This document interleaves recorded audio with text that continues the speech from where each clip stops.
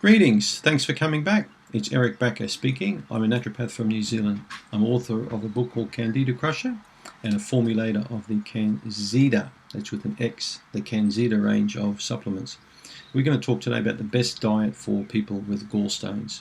So when you think about it, obviously the foods that you need to avoid are the foods that got you into this trouble in the first place. And the foods you need to consume and the foods that are going to get out of this trouble and help and contribute to cleansing the biliary route, the liver and gallbladder.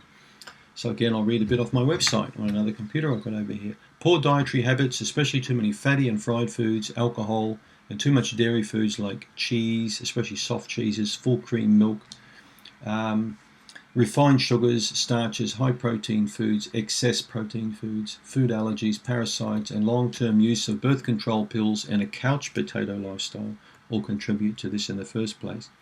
So when you think about it, gallstones are primarily cholesterol, so they're formed from fat in the body, okay, from junk, from rubbish.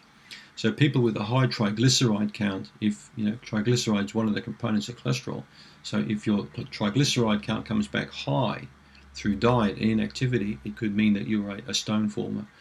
So the foods you really want to keep away from, you should talk about those first. As we've mentioned previous video, it's the high fat foods, especially bad fats, okay, but animal fats in general. Now this is going against the paleo diet completely, okay. Paleo, schmaleo, forget about it, okay. Try not to follow these kind of diets, like all these rigid diet approaches. You need to be more flexible in your diet approach.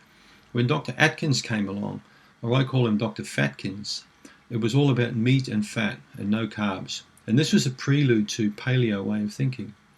So many people I saw years and years ago who were following the Atkins craze, particularly after the induction phase for 2 weeks, where they went into ketogenesis. Again, this is why I'm not a fan of ketogenesis or the keto diets. They got constipation, they got bowel problems, they got bloated, they got sick.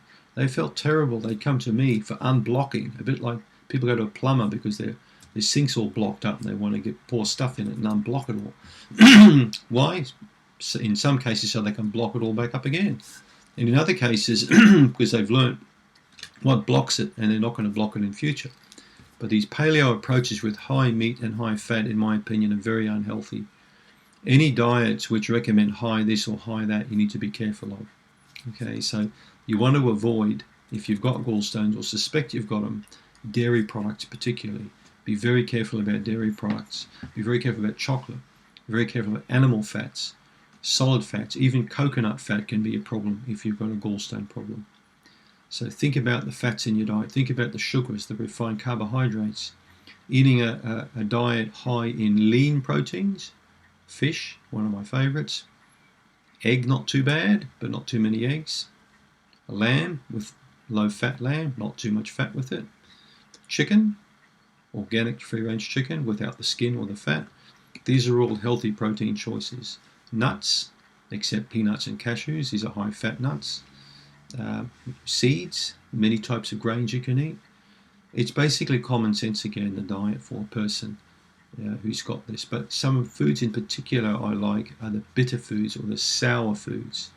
Okay, beetroots, artichokes, olives, olive oil, lemons especially, lemons, capers, the small little green capers. Lemons are particularly good for people who have a tendency for gallstones. Bitter things allow a cleansing to occur and also help to clean up the area called the sphincter of Oddi. It's an odd name, isn't it? So this is the little sphincter muscle that connects the duct of the gallbladder up to the small intestine. So lemon juice tends to clean that sphincter area up, it gets it nice and tidy, and it allows a proper expulsion of muck from the gallbladder. So in a subsequent video we'll talk about the liver and gallbladder flush, but I think I've already done a video on liver cleansing and gallbladder cleansing, so I might even alert you to have a look at that later on. So the best diet for gallstone people, I think you know what I'm talking about. Cut the crap out the diet, cut the chocolate out, cut the high fat dairy out, cut the takeaway food out.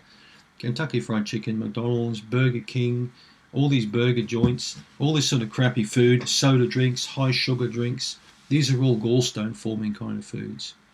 Right? So think about that. That's the best diet for a person with a gallstone problem. Click on the link below if you haven't got my report, and please subscribe. and we'll catch up in another video. We've still got a few to go in the gallstone series. Thanks for tuning in.